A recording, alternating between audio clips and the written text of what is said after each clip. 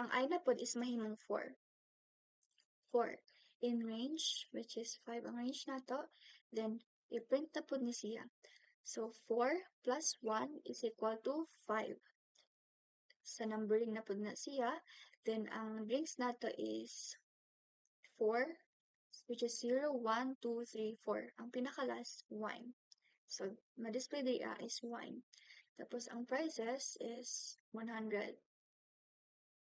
Kaning 100. Okay, 0, 1, 2, 3, 4. So, kana.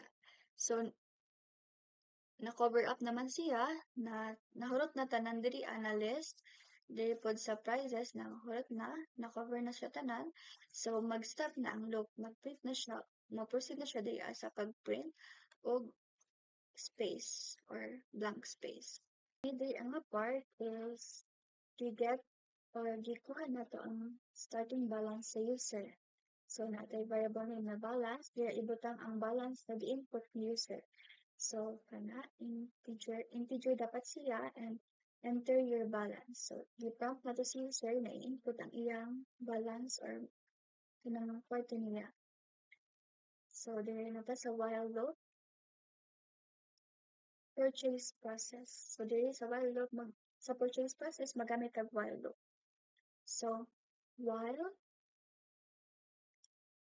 balance is greater than or equal to the cheapest price or cheapest drinks sa list, which is ang pinaka-cheap is 25 pesos. So, kana, if matrue na, mag-proceed siya diri. And if ever na dili siya matrue, mag-proceed siya diri sa else pinakaubos, you don't have enough money to buy drink.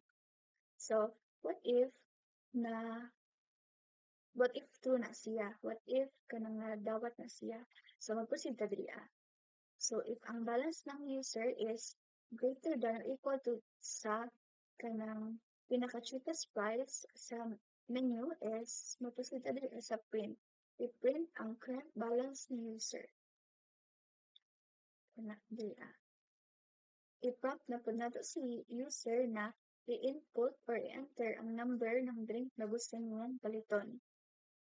Then, and ibutang siya sa choice variable, kanin sa variable na choice. Then, naa siya minus 1, kay ang limit naman dyan na to diri sa list is 0 to 4. As what I've said earlier, 0 to 4 lang siya. So, ang 1 to 5 is mahimo siya 0 to 4. Naa siya minus. Then, after that, i-evaluate na po nato siya using if else, which is if 0 is less than or equal to sa choice ni user. And ang choice ni user is less than daw ba sa length ng drinks.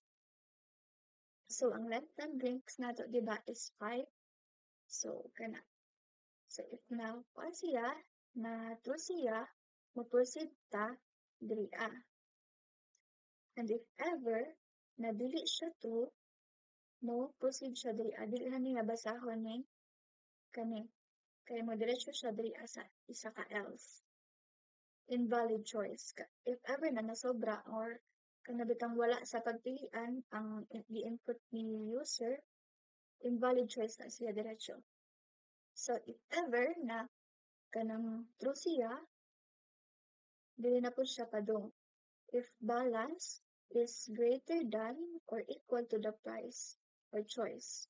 So, pag na-evaluate na, if mas dako daw ba ang balance ni user kaysa sa price na choice niya.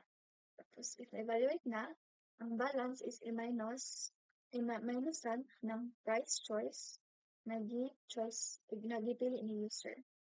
So, kana. After that, i-print na you bought a drink choice ni user.